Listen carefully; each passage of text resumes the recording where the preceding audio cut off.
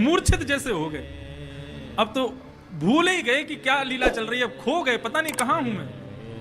अब जैसे ही उनने अपने देहाध्यास की निवृत्ति हुई, आगे पीछे झूलने लगे। ठाकुर जी बोले कहा करो, अरे कुंभना कहा कर रहो। इतने में तो महाराज छीके से मटकी नीचे गिरी, जोर की आवाज भाई। ठाकुर जी ने तुरंत वहीं से खप्पर पकड़ी और ऊपर उछल के, और ठाकुर जी तो भग गए, कुंभनदास वहीं रह गए।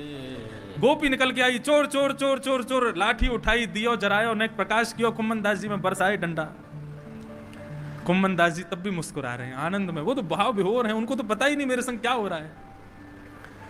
नेक और प्रकाश कियो, तब सबने कही अरे भैया कौन है? बोले ये तो कुंभनदास है, श्री जी के मंदिर में राग सेवा करे, बता या बाबा को कहा पड़ी आधी रात में चोरी करवे आयो है। थोड़ी बहुत देर बाद जब उनके देहाध्यास की निवृत्ति जब टूटी, जब पुनः देह में पधारे, तब उठ करके गोपी को प्रणाम कियो, और प्रणाम करके बाहर आए। वृक्ष के नीचे ठाकुर जी खड़े हुए। कुंभनदास जी लंगड़ा रहे हैं, पाम टूट गए हो, यहाँ पे लगी है, सिर में लगी है चोट। ठाकुर जी बोले क्यों रे कुंभना, कैसी रही चोरी? बोले आपकी तो बहुत बढ़िया रही, हमारी तो दशा दिखी रही है। बोले तेरी गलती है, मैंने तो तोते कही जल्दी करियो। अरे भाई जैसे ही मटकी गिरी तुरंत भगवे को कामजन, कौन सी मुद्रा में बैठो भैया वहां पे? ठाकुर जी को प्रणाम कियो, ठाकुर जी को अपने हृदय से लगायो कुंभनदास जी ने। तभी ठाकुर जी ने उनके कान में एक शुभ समाचार दियो। बोले अरे कुंभना, आज तो को एक शुभ समाचार दूं। बोले कहा तू घर जावेगो ना, तो तेरी गृहिणी ने आज एक नवीन बालक को जन्म दियो है, और वो बालक मेरो ही रूप मानियो। कुंभनदास जी तुरंत अपने घर पहुंचे और उस बालक को गोद में लेकर के उसका नाम रख दिया चतुर्भुजदास, जिन्होंने गोवर्धन वासी सांवरे तुम बिन रहो ना जाए। इस पद के रचयिता कुंभनदास जी के पुत्र हैं श्री चतुर्भुजदास जी, और श्री चतुर्भुजदास जी का प्राकट्य इस लीला के बाद में हुआ। तो ऐसे ठाकुर जी आज भी यदि कोई गोपी अपने घर में मक्खन सजा के यही प्रतीक्षा में बैठ जाए कि लाल जी मेरे घर कब आओगे, कभी ना कभी तो ठाकुर जी आएंगे, जरूर पधारेंगे। प्रभावती के यहां चोरी करके ठाकुर जी जाने लगे, कहने लगे भैया मक्खन तो बच्चों क्या करें? बोले प्रभावती बड़ी चुनौती दे रही हमको कि हम हमारे यहाँ चोरी करके दिखाए। तो ठाकुर जी ने पूरा मक्खन लेके और वाके आंगन में लीप दियो। अब ठाकुर जी और समस्त उनके ग्वाल बाल छुप के खड़े है, बोले अब प्रभावती आवेगी, आनंद आवेगा। जैसे ही प्रभावती घर आई, सिर पर यमुना की जल की भरी भरी मटकी, द्वार खोल के प्रभावती ने जैसे ही पाम अंदर रखो तो महाराज वहां तो मक्खन चीकनो चीकनो मक्खन, जैसे ही पाम रखो से रिपट गई। अब मक्खन में यमुना जल और मिल गए। नॉन स्टॉप राजधानी एक्सप्रेस की तरफ फिसलती वही गई, जाके सीधे दीवार में जाके टकराई। उठे फिर गिरे, उठे फिर गिरे, बेचारी जैसी जैसी सरकती सरकती बाहर आई, बाहर निकल के चिल्लाती वही जा रही है, अरे यशोदा तेरे लाला को देख लूंगी, तेरे लाला को छोड़ूंगी नहीं। यशोदा मैया ने कही देख रंगे हाथ पकड़ के लावे तो कहियो, मेरे लाला के ऊपर ज्यादा दोष आरोपित करने की जरूरत ना है। प्रभावती बोली ये जरूर मेरे देवर की करतूत है, वही जाके बतावे ठाकुर जी को कहाँ मक्खन रखो है, मैं कब जा रही हूं, कब आ रही हूं, और कोई पता ही ना, वही पता है। आज प्रभावती ने एक युक्ति की, अपने देवर के सामने ही माखन निकाल रही है और वाकू दिखा दिखा के, ताकि आज ये फिर बुला के लावे।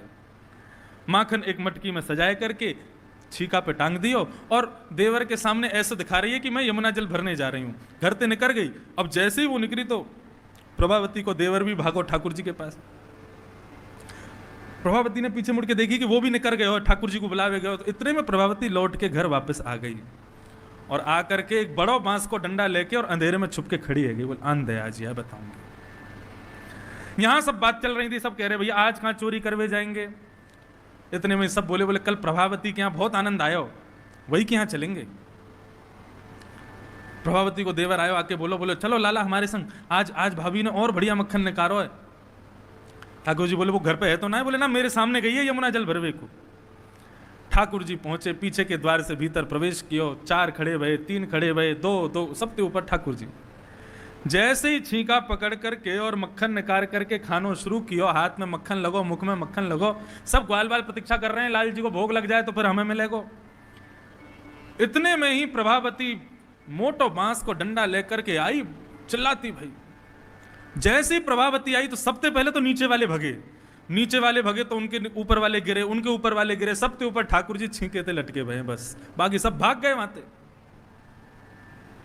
ठाकुर जी नीचे देख रहे हैं, देख प्रभावती ये तेने ठीक ना कियो, या तरीका तेने हमको भ्रम में डाल दियो, हमें तो लगी तू चली गई और तुम यहीं बैठी भाई। बोले जैसे को तैसो, तेरी मैया हर बार कहे कि रंगे हाथ पकड़ के लाओ, आज रंगे हाथ मिल गयो मुंह को, आज नहीं छोड़ूंगी तो को। देख प्रभावती, तू जो करना चाहे वो कर लियो, लेकिन हमको यहां से सही सलामत नीचे उतरन दे। यदि गिर गए तो दांत टूट जाएंगे, दो ही तो दांत निकले अभी हमारे। प्रभावती ने जैसे तैसे करके ठाकुर जी को नीचे उतारो, हाथ पकड़ लियो, बोले चल मेरे संग। अभी ठाकुर जी 3.5 वर्ष के हैं, बस 3.5 वर्ष के। चल आज तेरी मैया के पास ले जाऊंगी। तो हाथ पकड़ करके घूंघट निकाल करके प्रभावती गोकुल की गलीन के मध्य से ठाकुर जी को लेके जा रही है। अरे देख लो रे सबरी गोकुल की गोपियों, तुम लोग जो आज तक ना कर पाई हो, आज मैंने करके दिखाई दियो। आज या कन्हैया को रंगे हाथ पकड़ करके ले जा रही हूं, यशोदा के सामने खड़ो करूंगी। ठाकुर जी मनी मन सोचने लगे, बोले आज तो गए हम काम से। मैया को पहले इतनी शिकायत मिल चुकी है और आज सबूत मिल जाएगा तो कल ते मैया हमारो बाहर निकलना बंद कर देगी। ठाकुर जी सोचने लगे कहां करूं कहां करूं। पीछे मुड़ करके देखो तो पूरी मंडली पीछे पीछे रोती भई आ रही है ठाकुर जी के। आज हमारे स्वामी पकड़े गए, आज हमारी संस्थान बंद है जाएगी, कल ते चोरी करना बंद है जाएगा। ठाकुर जी ने प्रभावती के देवर को इशारा किया, बोले यहां पे आ। प्रभावती को देवर पास आया, बोले आज्ञा करो सरकार, कहा करना है? बोले मेरा हाथ पकड़। हाथ पकड़ लियो। प्रभावती हाथ पकड़ के चल रही है। ठाकुर जी बोले देख प्रभावती, अभी घर दूर है, नंद भवन दूर है, तो कहा करूं? मेरा हाथ बहुत थक गया, हार गया, लग रही है तेने इतनी जोर से पकड़ रखो है, तो पता ना मैं कितनों कोमल हूं। हाँ बात मत बनावे, आप बता कहा करूं? प्रभावती चलती जा रही है आगे आगे मुख करके। ठाकुर जी बोले एक काम कर, मेरा ये हाथ छोड़ दे, दूसरा हाथ पकड़ ले, या हाथ में अब दर्द है रहे हो। प्रभावती ने हाथ छोड़ो, अच्छा चल जल्दी दे दूसरा हाथ। ठाकुर जी ने इतने में ही प्रभावती के देवर को हाथ पकड़ा दिया और पकड़ा करके देवर से कह चुपचाप सीधो पहुंचियो, मैं पहुंचू जाते पहले। सोई गली मोहल्ला में कूदते फांदते जैसे तैसे करके नंद भवन पहुंचे, हाथ पांव धो के यशोदा मैया की गोद में लेट गए। मैया एक बात बता, तेरो लाला कन्हैया इतना मलूक क्यों है? ऐसी बात कर रहे हैं मैया ते। मैया बोली कौन के तू मलूक है? बोले सबरी गोपी देख रोज उल्हानो लेके आ जाए, रोज बहानो लेके आ जाए, मुंह को पता है मैं कछु करूं ना हूं मैया। ये सबरी मुंह को देखवे आमे, नजर लगावे आमे मुंह को, देख अब भी कोई गोपी आ रही होगी जरूर। मैया बोली आन दे, मैं देख लूंगी। इतने में ही प्रभावती पहुंची। कहां है यशोदा मैया? देख तेरो लाला आज रंगे हाथ पकड़ो मैंने। मैया बोली देख लाला तू सही कह रहे हो, देख आ गई गोपी और यूं और कह रही है रंगे हाथ पकड़ के लाई, तू तो मेरी गोद में। वही तो कहूं मैया, तेरो लाला इतना मलूक काय को है, गोपी यूं ना सोचे कि हम झूठे झूठे उल्हाने लेके जा रही हैं। तू यहीं बैठ, मैं जाऊं? बोले हाँ मैया तू जा, मैं यहीं बैठूं। यशोदा जी बाहर गई।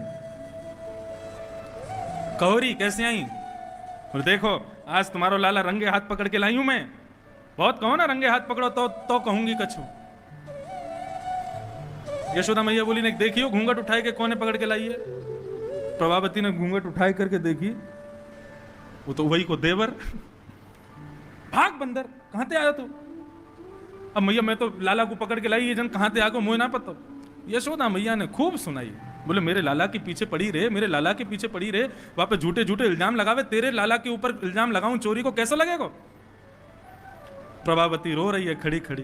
बोले मैया मैंने कन्हैया को ही पकड़ो, ये जन कहां ते आ गयो मेरे हाथ में? बोले हाँ मेरा छोरा गायब है गयो। इतने में पीछे से ठाकुर जी निकल के आए। मैया ओ मैया, इस सवेरे सवेरे कौन हल्ला मचाए रहे हो है? प्रभावती देख रही है और मनी मन सोच रही है भैया ऐसे ठाकुर जी को तो हम प्रणाम करें। मैया यशोदा तेरे लाला को मैं प्रणाम करूंगा आज। प्रभावती ठाकुर जी को प्रणाम कर रही है और लौट करके वापस अपने घर को जा रही है। पीछे से ठाकुर जी बोले मैया अब तुम विराजो, मैंने अपने सखान के संग खेल के आऊं। बाहर निकल करके गए, प्रभावती को आधे रास्ते में रोक लिया। कहो भाभी जी कैसी रही आज की? प्रभावती बोली मुझे बात मत करे तू। और ये बात बता तू गायब कैसे है गयो?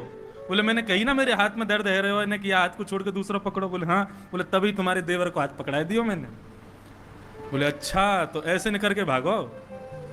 भाभी मैं तो यूं कहवे आया हूं कि आज तुमने मुंह को पकड़ो तो तुम्हारे देवर को हाथ पकड़ाए दियो, कल को यदि पकड़वे की कोशिश करी ना तो तुम्हारे खसम को हाथ पकड़ाए दूंगा। कृष्ण है मेरा नाम। ऐसी ऐसी ठाकुर जी की लीला। बंधु ये सब लीला ये भागवत में वर्णन नहीं है, ये सब रसिक जन कहते हैं। वास्तव में ठाकुर जी मक्खन की चोरी नहीं कर रहे हैं। मक्खन के बीच का शब्द है ख, और मक्खन शब्द का प्रारंभ और अंत होता है म और न से। ठाकुर जी किसकी चोरी करते हैं? बोले ख शब्द को अलग कर दो तो क्या बचा? मन। बोले मन में जो ख यानी कि खोट है उसकी चोरी करते हैं ठाकुर जी। बोले मन में जो दोष हैं, मन में जो खोट हैं, लाल जी उनकी चोरी करें। ऐसे हमारे ठाकुर जी हैं। श्री सूरदास जी गा रहे हैं, शोभित कर